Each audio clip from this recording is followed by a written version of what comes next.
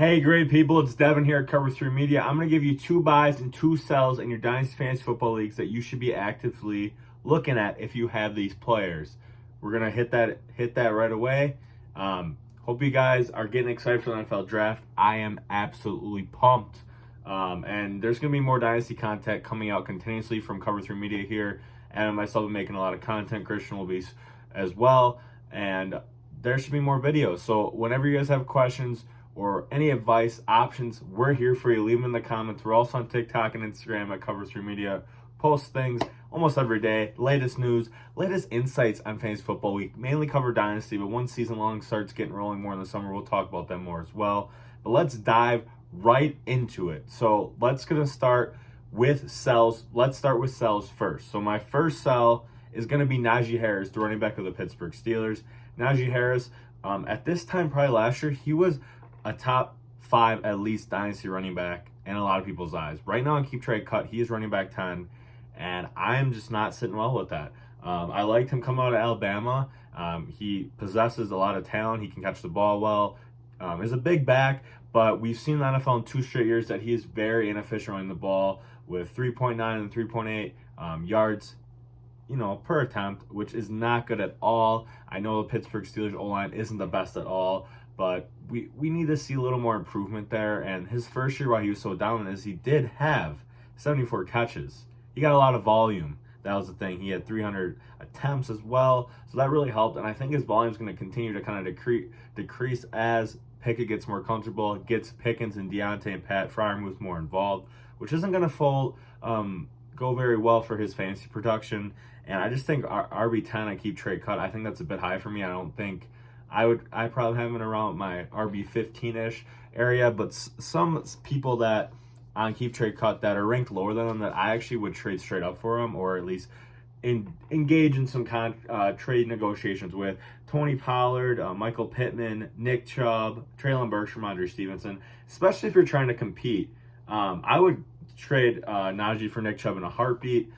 Maybe even get something else thrown in there because Najee's younger apparently, and he is. But Najee is 25 already, going in his 3rd year. That's really old. And I know when the season starts, Nick Chubb is going to be 27, which is older for running back. But there's nothing that Nick Chubb has shown that has made me believe he's going to slow down. I know Deshaun Watson is going to get more involved, pass more. But I think Nick Chubb is a better bet for fantasy football production than Najee Harris. There's just more guarantee there. The offense still is going to run through Nick Chubb.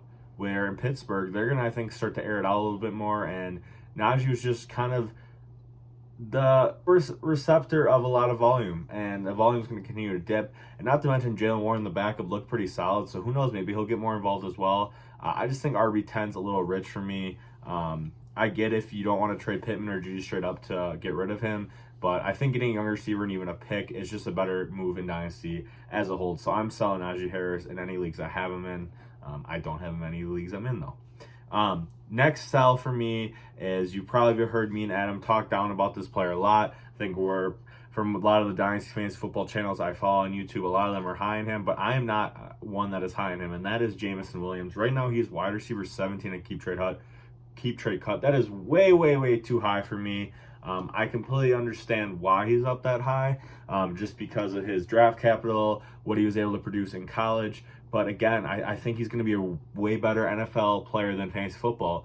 These guys that are mainly deep threats, just deep targets, don't really bode well for fantasy production, and that's what we're talking about here. We want fantasy production, and I just don't know if Jameson's going to get that.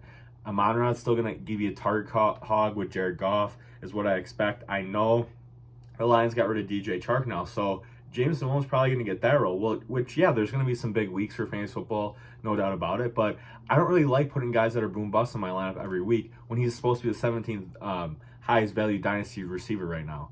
I just think there's better options than that. They have Devontae Adams and Christian Watson rated lower than Jameson Williams. If you're competing, I'm taking Devontae all day over Jameson in a heartbeat. Understand Jimmy G's coming there now, and Devontae is 30 years old. But if you're trying to win right now, take Devontae Adams. I'm telling you, come on.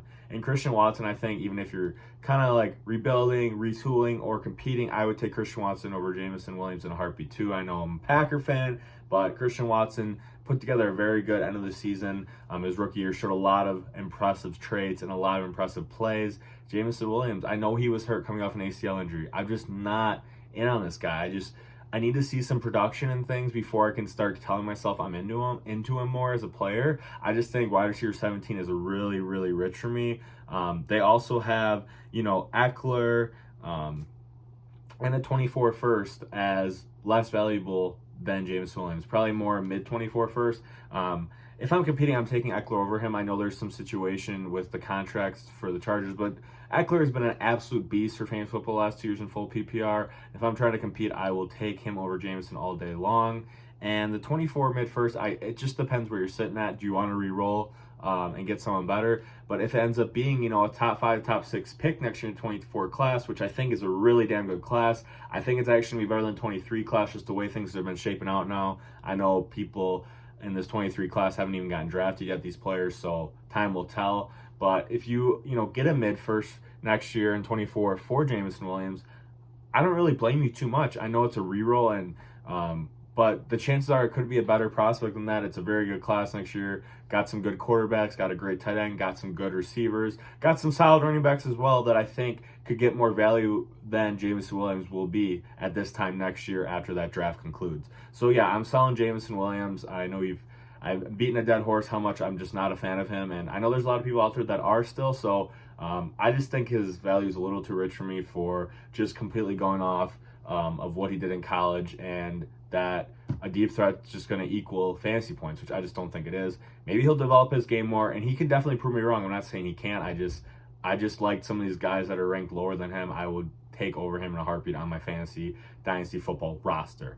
So now, let's stop being a Debbie Downer. Let's go into my 2 buys in dynasty fantasy football right now that I am doing right now. First up is Rashad Bateman. Wide receiver 30, I didn't keep trade cut. That's a little bit too low for me.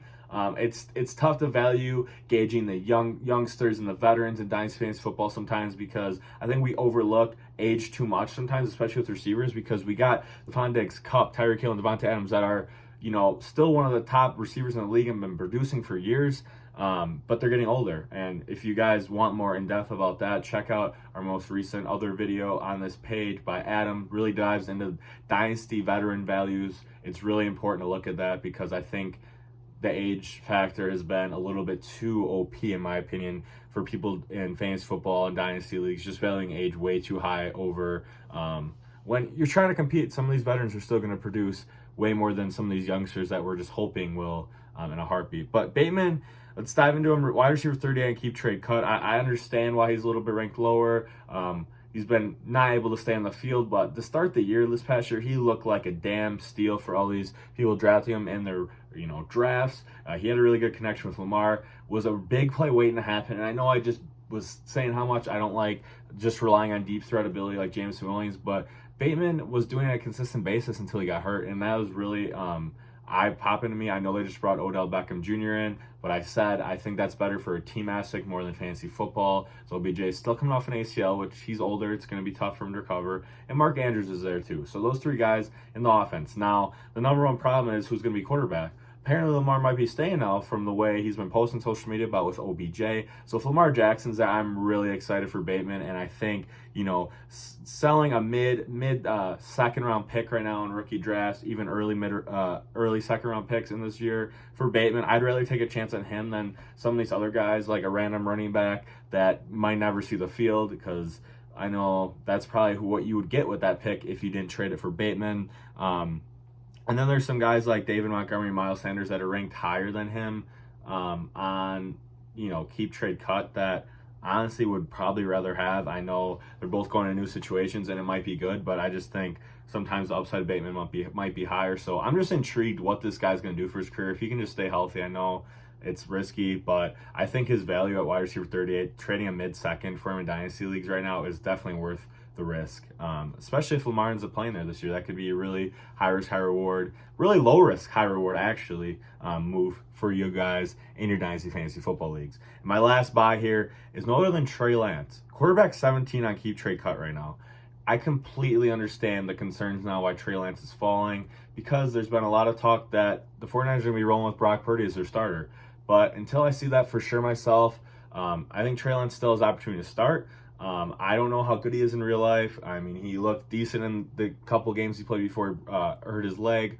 But for fantasy football, the rushing ability just makes my mouth water, and that's why I'm in on him. I would trade, a late first this year to get Trey Lance. I would take him over Will Levis or some of these guys like Zach Charbonnet, or I don't know who else you could really get at the end of the first round. We'll see what happens in this NFL draft where these rookies go. But like a late first rounder, like 110 to 112, I would trade for Trey Lance in a heartbeat and just see what happens.